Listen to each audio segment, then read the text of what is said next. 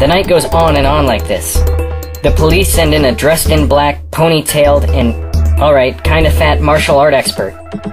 They send in a screwball, office rocker, crazy New Zealand cop, teamed up with an old sergeant with only 30 minutes left till retirement. A team of Asian gunmen who jump through the air in slow motion, disturbing the doves that survived the helicopter debacle. They send in a Welsh secret agent, Triple O something, with lots of high-tech gadgets. And each person sent in is dispatched by this master villain. It's about the time they send in a half-robot, half-man super cop, manufactured by some huge corporation in St. Louis, that the helicopter on the roof takes off with a treasure, tipping over an anvil that falls right on top of the Mandroid. Just when you think it couldn't get any worse, it gets just slightly worse. The whole first floor of the building has been rigged with a glitter bomb. Small amounts of C4 surrounded by metric tons of the finest glitter that science can make. So when it goes off, the whole crowd is covered in glitter that doesn't really hurt them, but it is a real pain to get off. It gets in their clothes, and their hair, and in their teeth and eyes, and when they go home, it inevitably gets in everything else. The carpet, their wardrobe, their food, and then, if they shake someone's hand at work or hug someone they love, they pass it on.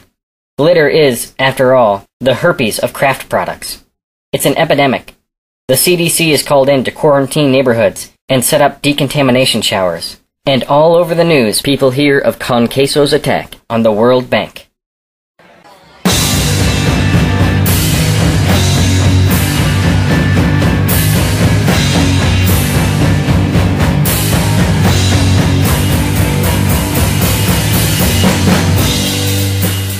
Who is this criminal mastermind, you may ask? Where does he come from? Where has he learned all of his devious tricks? Well, let's start with where does he come from. Answer: Duluth, Minnesota. Moving on, where has he learned all of his devious tricks? Well, as a youth in Duluth, he had access to the Corner Video Library, where he studied under the tutelage of the greats: McTiernan, Lester, Flynn, Donner, Wu, and more. After days, months, years of footage, bags upon bags of Doritos, and countless liters of cola, the patterns became clear to him. So he emptied his trust fund, hired a personal trainer, got his stomach stapled along with liposuction surgery, and with the aid of some self-help tapes, started his journey to create his evil empire.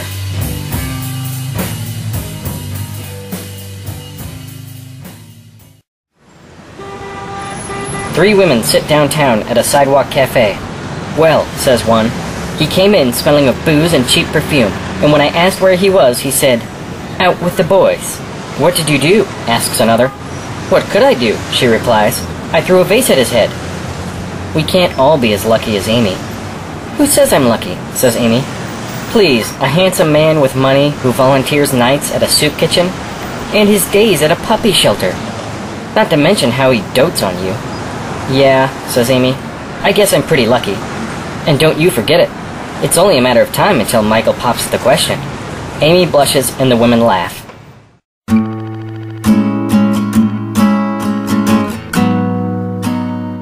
Yes, Michael is the ideal man for Amy. They met at a social workers convention and hit it off immediately.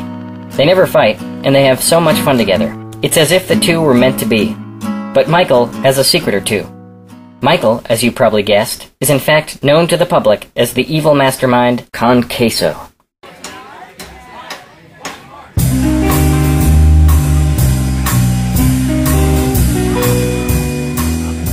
And while it is true that he volunteers at a puppy shelter during the day and a soup kitchen at night, what Amy doesn't know is that he built a colossal machine that grinds up and boils the puppies, and then he feeds the slop to the homeless at night. The homeless shelter is more of a recruiting ground for his operation, brainwashing and re-educating the downtrodden, filling them with a new sense of self-worth and determination to serve his nefarious will. Among the other devious plans he implemented was the cell phone virus that kept the call open after the first party hung up, leaving the second party to hear everything that was said about them, as it is well known that the most trash is talked about right after you hang up. Or the permanent painting of makeup on the Statue of Liberty to make her look like a cheap hussy.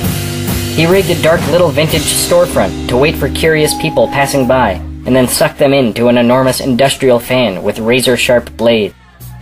He hypnotized a convention of dentists, who all went home to their practices, put under unsuspecting patients, and gave them full frontal lobotomies. He fed circus elephants remote explosives and set them off in the middle of the show. He was behind the genetically engineered skunk monsters who were designed to pick people up and spray on their faces.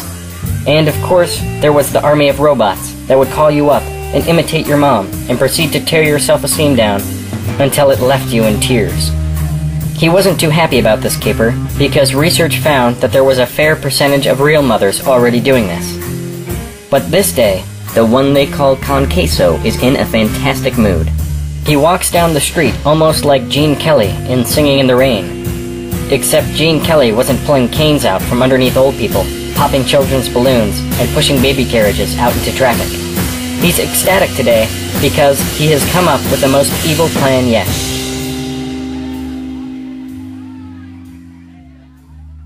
"I am going to rob a bank," he says to his henchmen. "Is there a bigger bank than the World Bank?" "No, I'm going to rob Uptown City Bank. By myself."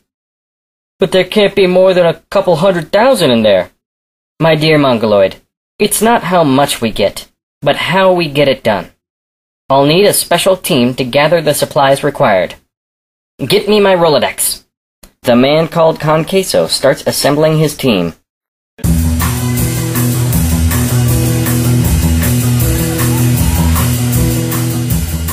There is Gentleman Gary, a smooth-talking swindler with a taste for older ladies.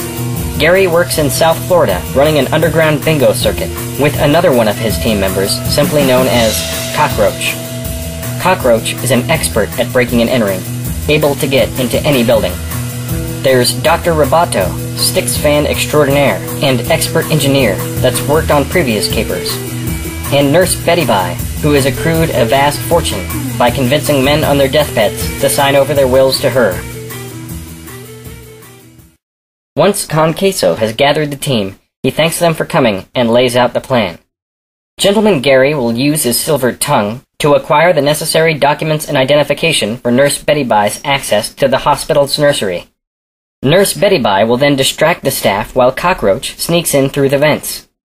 "What about the female staff?" asks Cockroach. "You underestimate the good nurse's charm, Cockroach.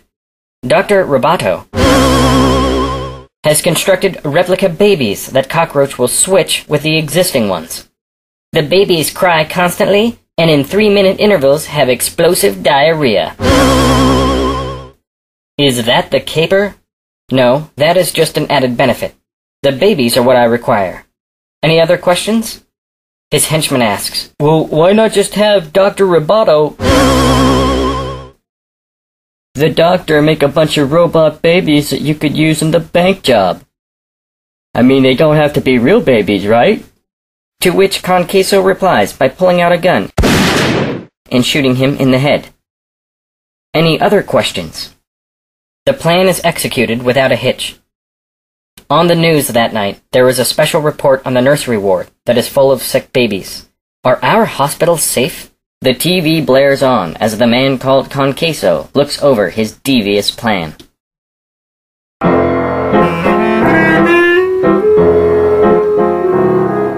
Rufus, the bank security guard for Uptown City Bank, sits in his chair with his eyes drooping. It's only 9:36, which means he hasn't been on the job for more than 2 hours, but Rufus is already bored to tears. That is, right until 9:37, when he hears a burst of gunfire behind him in the lobby. He whips around, frantically pulls out his gun, and takes aim just in time to see the parts of the ceiling fall to the ground from the previous warning shot. "All right," says the voice. "Time to make a withdrawal." Rufus is utterly shocked at what he sees. Then, realizing that the situation is way above his pay grade, he sighs and throws his gun down to the ground without having even been asked.